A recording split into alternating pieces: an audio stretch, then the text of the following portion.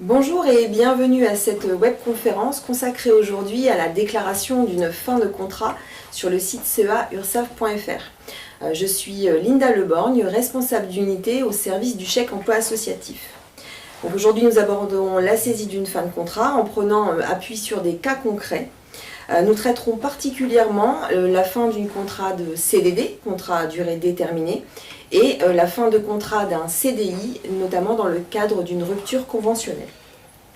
Avant de débuter, quelques informations pratiques. Comme à l'accoutumée, vous pourrez poser vos questions en direct avec le chat où nos experts seront là pour vous répondre. Et nous prendrons quelques minutes en fin de séance pour répondre à quelques-unes de vos questions. Si ce n'est pas le cas, vous pouvez également vous abonner à la chaîne YouTube URSAF Nord-Pas-de-Calais, sur laquelle vous pouvez retrouver des webinaires sur le chèque emploi associatif. Et vous pouvez également vous abonner à la lettre d'information sur le site ursaf.fr. Sans plus attendre, accueillons nos experts. Bonjour Geoffrey. Bonjour Linda, bonjour à tous. Je suis Geoffrey Sagnier, conseiller au chèque emploi associatif. Et Christopher. Bonjour Christopher. Bonjour Linda, bonjour à tous. Je suis Christopher Martin, également conseiller au sein du chèque emploi associatif. Alors dans un premier temps, Geoffrey, peux-tu nous rappeler ce qu'est une fin de contrat ? Bien sûr Linda, donc en tant qu'association employeur, vous allez potentiellement être amené à vous séparer d'un de vos salariés, que ce soit un salarié en CDD, contrat à durée déterminée, ou en CDI, contrat à durée indéterminée. Ces deux types de contrats, lors de leur rupture, doivent faire l'objet de spécificités et de règles bien définies que nous allons voir au cours de cette webconférence. Alors Geoffrey, tu nous évoquais les documents à remettre aux salariés.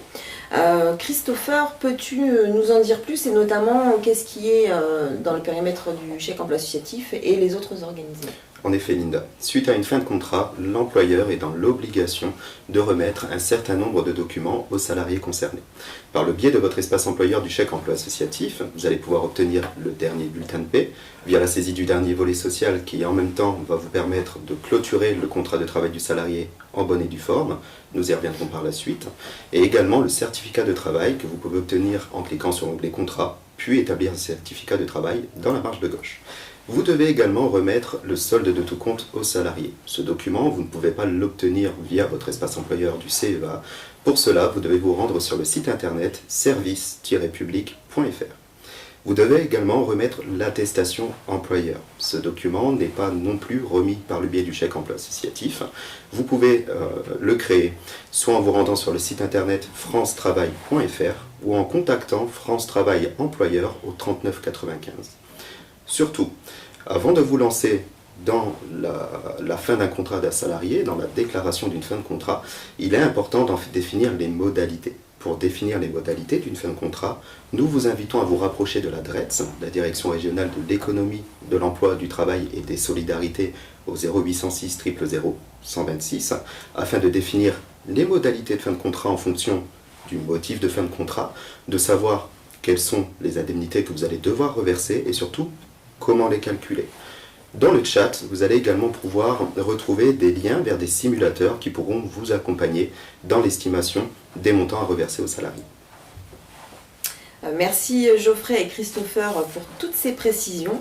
Maintenant, nous allons entrer dans le cœur du sujet, Geoffrey, notamment comment déclarer une fin de contrat CDD. Effectivement Linda, comme tu l'as dit, nous allons vraiment entrer au cœur du sujet. Donc concrètement, comment déclarer la fin de contrat de mon salarié sur mon espace chèque emploi associatif.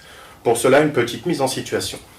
Madame X dirige une association qui a pour but d'aider les personnes âgées dans leurs démarches administratives.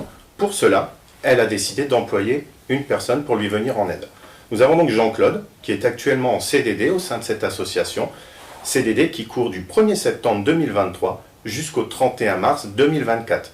Nous sommes actuellement le 31 mars 2024 et Madame X se demande comment faire pour déclarer la fin de contrat de son salarié sur son espace CEA. Donc pour cela, très simple, il va falloir vous rendre dans la rubrique volets sociaux de votre espace, puis cliquer sur créer un volet social. La première étape sera de définir le nom du salarié concerné par la fin de contrat, donc en l'occurrence dans notre cas Jean-Claude, puis d'indiquer la période d'emploi concernée.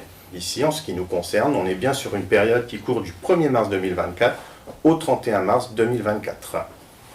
Nous arrivons maintenant à la page concernant les questions. Donc dans un premier temps, il conviendra de cocher oui à la question « Je souhaite déclarer un salaire ». Je souhaite déclarer des primes ou indemnités. Et je souhaite déclarer le départ définitif de mon salarié. Petite astuce, si vous oubliez de déclarer des primes et indemnités, le fait de cocher le départ définitif du salarié activera automatiquement le oui sur la partie primes et indemnités. Donc rassurez-vous. La première partie de notre volet social, comme vous le connaissez tous certainement, il s'agira d'indiquer le montant de la rémunération de base, ainsi que le nombre d'heures travaillées sur la période de mars. Une fois cela effectué, nous arrivons donc dans la rubrique frais professionnels et primes ou indemnités, où il conviendra d'indiquer, de choisir le montant de l'indemnité concernée. Donc dans notre cas, ce sera bien une fin de contrat. Vous avez donc un menu déroulant dans lequel vous pouvez sélectionner fin de contrat. Il convient ensuite d'indiquer le montant, puis de cliquer sur ajouter. Très important, il convient bien de cliquer sur ajouter. Si vous ne cliquez pas sur le bouton ajouter, la somme indiquée ne sera pas recalculée sur le bulletin de paye. Elle ne se réimpactera pas dans le bulletin. D'où l'importance de bien cliquer sur le bouton ajouter. Nous arrivons maintenant à la partie pénibilité du volet social. Celle-ci donc ne sera à cocher que si elle concerne votre salarié. Si ce n'est pas le cas, nous vous invitons directement à passer à l'étape suivante.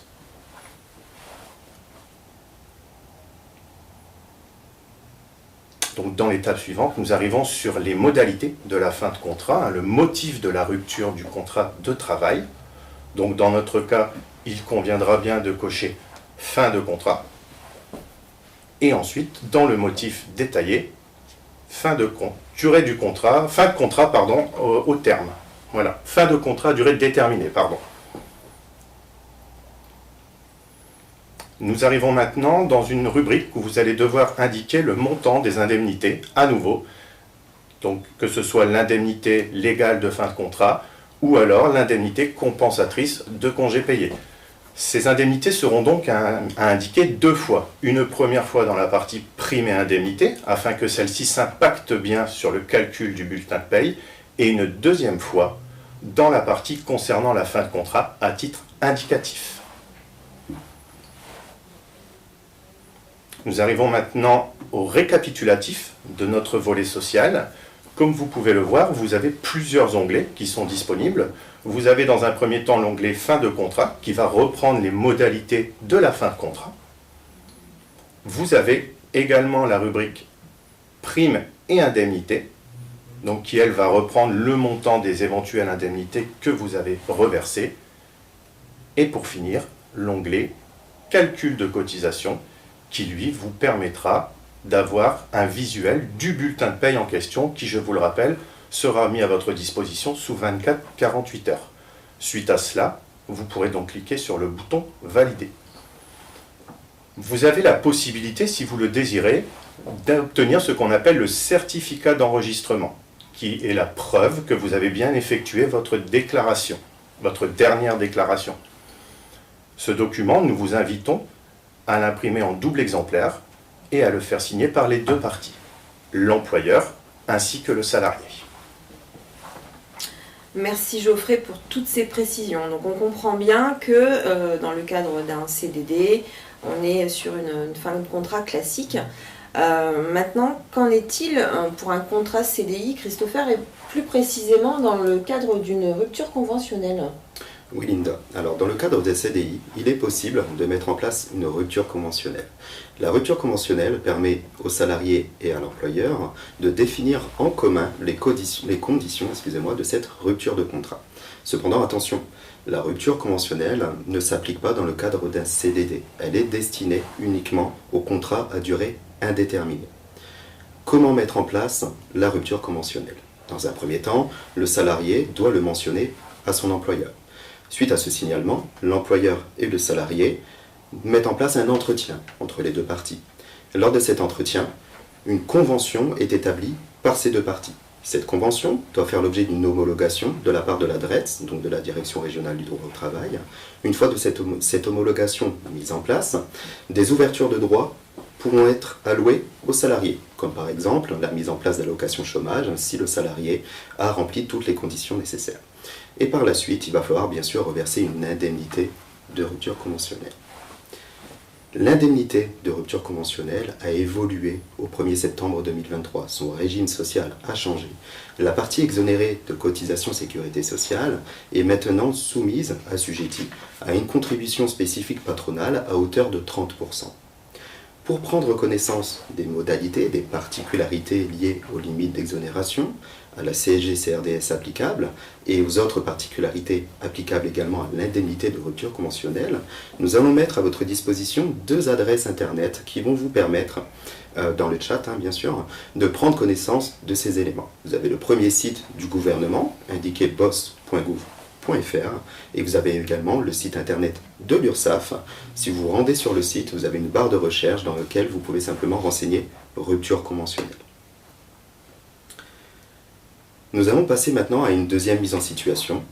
Donc Jean-Claude est aujourd'hui en CDI au sein d'une association et il a décidé de mettre en place une rupture conventionnelle avec son employeur. Le contrat de Jean-Claude en CDI a débuté au 1er septembre 2023. Il arrivera à son terme au 15 mars 2024. Pour la saisie du volet social, comme pour l'exemple précédent, donc vous allez cliquer via votre espace employeur sur l'onglet volets sociaux puis créer un volet social, vous renseignez le nom du salarié concerné et la période d'emploi. Sur cet exemple, on va prêter attention à la date de fin de période d'emploi. Surtout si le contrat de travail s'arrête en cours de mois, la date de fin de période d'emploi doit correspondre à cette même date. Pour cet exemple, Jean-Claude arrête son contrat au 15 mars 2024. Sur l'onglet suivant, encore une fois comme pour l'exemple précédent, vous allez répondre oui à la question « Je souhaite déclarer un salaire » pour renseigner les éléments de rémunération liés à son temps de travail effectué du 1er au 15, donc rémunération et nombre d'heures. Vous allez également répondre oui à « Je souhaite déclarer des primes ou indemnités » et oui à « Je souhaite déclarer le départ définitif de mon salarié pour clôturer le contrat de travail ». Comme habituellement, si vous avez omis de répondre oui à « Je souhaite déclarer des primes ou indemnités », lorsque vous allez répondre oui à « Je souhaite déclarer le départ définitif », le oui se positionnera automatiquement à la question « Je souhaite déclarer des primes ou indemnités ». Sur l'onglet suivant, vous allez donc renseigner les éléments de rémunération liés au temps de travail effectué sur la période d'emploi concernée. Vous avez la possibilité de sélectionner, de faire une déclaration soit en brut ou en net. Attention, si vous sélectionnez de faire votre déclaration en net, tous les éléments de rémunération, incluant les primes, devront être déclarés en net. Vous renseignez par la suite le temps de travail, le montant de rémunération et vous cliquez sur Suivant. L'onglet suivant va vous permettre de renseigner les éléments relatifs à l'indemnité de rupture conventionnelle. Si l'indemnité de rupture conventionnelle est uniquement liée à la partie exonérée de cotisation sociale, vous allez renseigner son montant uniquement dans la partie prime ou indemnité non soumise à cotisation. Cependant, attention, la nouvelle contribution spécifique qui a été évoquée précédemment ne s'applique pas automatiquement. Il vous est conseillé donc dans un premier temps de saisir votre volet social en indiquant le montant de rupture conventionnelle exonérée dans la case prime ou indemnité non soumise à cotisation. Une fois que le volet social sera validé, en aval, nous envoyez une demande par l'onglet contact de votre espace employeur, nous indiquant que ce montant doit être assujetti à la contribution spécifique patronale à hauteur de 30%. Et nous effectuerons donc cette modification pour vous permettre d'avoir un calcul de cotisation conforme. Autre astuce, surtout une fois que vous aurez étudié les limites d'exonération, l'application de la CSG-CRDS ou encore les particularités, si par exemple un montant de cette indemnité de rupture conventionnelle est soumise à CSG-CRDS, il conviendra de renseigner le montant dans la case prévue à cet effet. Une fois les éléments renseignés, vous pouvez cliquer sur Suivre. À l'étape suivante, on passe encore une fois à la pénibilité, comme pour l'exemple du CDD. Si le salarié est concerné par certaines de ces conditions, vous cochez les cases correspondantes. Si ce n'est pas le cas, vous cliquez directement sur l'onglet suivant, sur la case suivante. Sur l'onglet suivant, vous allez devoir renseigner le motif de fin de contrat. Pour notre exemple actuel, vous renseignez le motif rupture conventionnelle. Une fois que ce motif a été sélectionné, vous allez donc passer à l'onglet suivant. dans lequel vous allez renseigner les éléments liés à la rupture conventionnelle, c'est-à-dire la date de signature de la rupture conventionnelle. Vous allez devoir également renseigner la date du dernier jour travaillé et payé. Attention, la date apparaissant dans cette case n'est pas forcément la date liée à la fin de période d'emploi concernée. Il se peut par exemple que votre salarié soit en arrêt de travail. Imaginons que Jean-Claude soit en arrêt de travail depuis le 5 mars. Dans ces cas-là, son dernier jour travaillé et payé réel sera la date du 5 mars, donc ce serait cette date à renseigner dans cette case. Vous allez également renseigner, comme pour l'exemple du CDD, si on reste sur le même mode de fonctionnement, les sommes versées à l'occasion de la rupture à titre indicatif, donc l'indemnité spécifique de rupture conventionnelle et le montant de l'indemnité transactionnelle, s'il y en a eu. En cliquant sur Suivant, vous allez bien sûr arriver au récapitulatif de votre saisie. Vous allez pouvoir, via les différents onglets mis à votre disposition, visualiser les éléments que vous avez renseignés et vous assurer que tout a bien été pris en compte. Donc, via l'onglet fin de contrat, le motif de fin de contrat, via l'onglet pro et primo-indemnité, les éléments liés aux indemnités de rupture conventionnelle, et le calcul de cotisation vous permettra d'avoir un prévisuel du bulletin de paie. Surtout, n'oubliez pas la contribution spécifique à hauteur de 30%.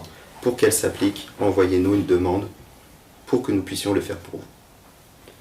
Ensuite, vous pouvez valider votre volet social. Très bien, Christopher.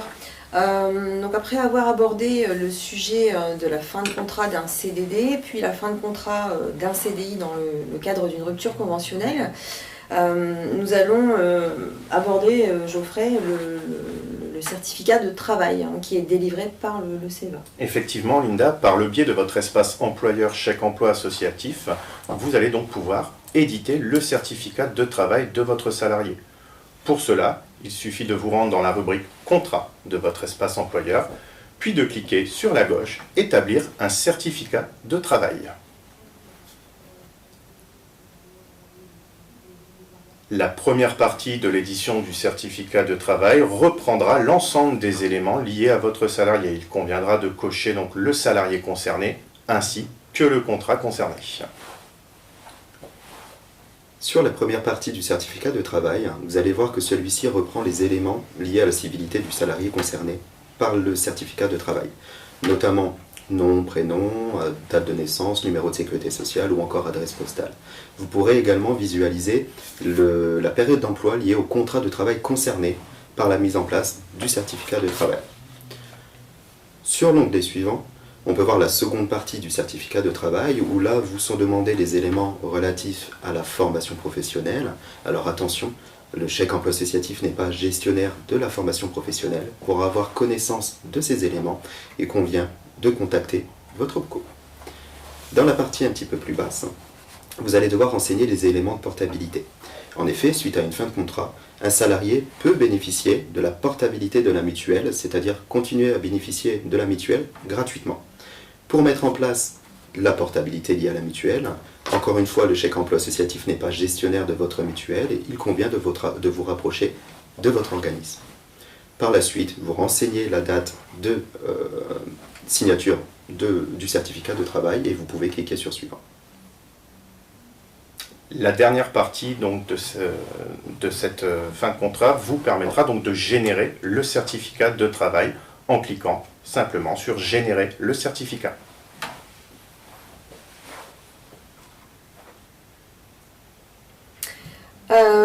Cette webconférence touche déjà à sa fin. Nous allons désormais passer aux questions-réponses.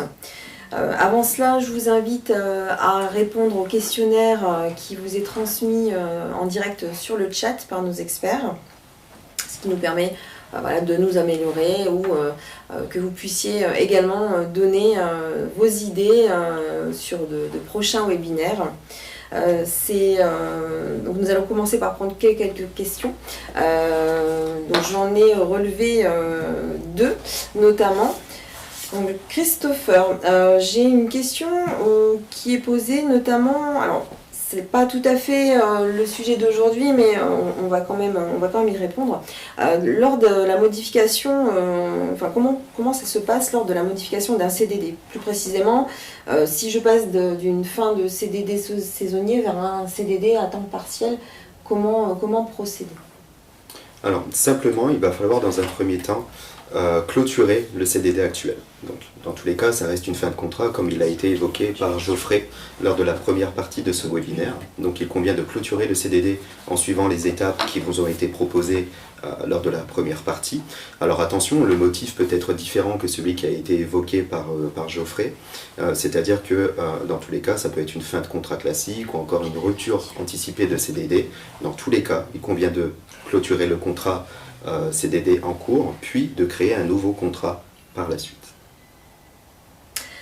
Deuxième question, Geoffrey. Cette fois-ci, on parlait tout à l'heure de la case du départ définitif. Je saisis mon volet social, j'oublie d'intégrer le départ définitif du salarié. Comment puis-je faire pour revenir dessus? Alors rassurez-vous, si vous avez donc oublié de cocher le départ définitif du salarié, vous avez la possibilité de modifier le volet social que vous avez déjà créé. Pour cela, il suffira d'aller dans la rubrique volets sociaux de votre espace employeur, mes volets sociaux, de cliquer sur le volet social concerné et de cliquer sur modifier. Cela vous permettra de revenir dans le volet social et d'y indiquer la fin de contrat de votre salarié. Alors avant de passer cette fois-ci aux questions qui ont pu être posées lors de vos inscriptions, je me permets de vous rappeler les liens utiles qui ont été également intégrés dans le webinaire que vous retrouverez sur la chaîne YouTube. Vous avez tous les organismes, notamment le service chèque emploi associatif, l'adresse France Travail, donc tous les partenaires qui pourront vous permettre de gérer la gestion d'une fin de contrat au sein de votre association et pour vos salariés. Donc nous passons maintenant aux questions que vous avez posées tout à l'heure, lors de vos inscriptions. Sachez qu'on a pris le temps de les analyser, on a généralisé un petit peu les réponses dans la mesure où beaucoup de vos questions rassemblaient les mêmes éléments, les mêmes thématiques. Donc la première thématique qui a été abordée, donc c'est Geoffrey qui va y répondre. Geoffrey, dans le cadre d'un départ à la retraite, donc on parlait tout à l'heure dans le cadre d'une rupture conventionnelle, dans le cadre d'une fin de CDD, mais qu'en est-il dans le cadre d'un départ en retraite? Donc concrètement, pour un départ en retraite, et effectivement on a eu beaucoup de questions à ce sujet, vous allez, techniquement parlant, la déclaration va être la même. C'est-à-dire que vous allez suivre les étapes que nous venons de voir au cours de cette web conférence, si ce n'est qu'au moment de choisir le motif de la fin de contrat de votre salarié, vous allez changer pour opter pour départ à la retraite. Il conviendra ensuite également de mettre le montant de l'indemnité de fin retraite dans la partie prime et indemnité. Merci Geoffrey. Alors, seconde question également reprise plusieurs fois. Christopher, on parle donc d'une rupture de fin de contrat tout à l'heure lors d'un CDI, mais est-ce qu'il est possible lors d'un CDD d'effectuer une rupture de fin de contrat? Bien sûr, il se peut dans le cadre d'un CDD, que vous ayez à faire face à une fin de contrat prématurée. C'est-à-dire que de base, le contrat de CDD a une date de fin au 30 mars 2024 et que finalement, le contrat s'arrête au 15 février. Le contrat est paramétré avec une date de fin au 30 mars. Cependant, lorsque vous allez saisir le volet social du mois de février, vous allez donc renseigner une période d'emploi du 1er au 15 février en répondant oui à la question « Je souhaite déclarer le départ définitif ». Encore une fois, la réponse oui à cette question va vous permettre de clôturer le contrat à la date prévue, soit au 15 février, et de renseigner les éléments relatifs à sa fin de contrat, dont le motif. Donc là, on ne partira pas sur une fin de contrat à durée déterminée en termes de motif, on sera plus sur un motif rupture anticipée, dont il conviendra d'en définir les modalités en prenant contact avec l'adresse avant de vous lancer dans la saisie du volet social. Merci Christopher. Alors, troisième question, donc c'est de nouveau Geoffrey qui va y répondre. Geoffrey, des internautes, des adhérents au CEA s'interrogent sur le fait que certains des salariés qui sont sortis de l'association apparaissent toujours sur leur espace employeur.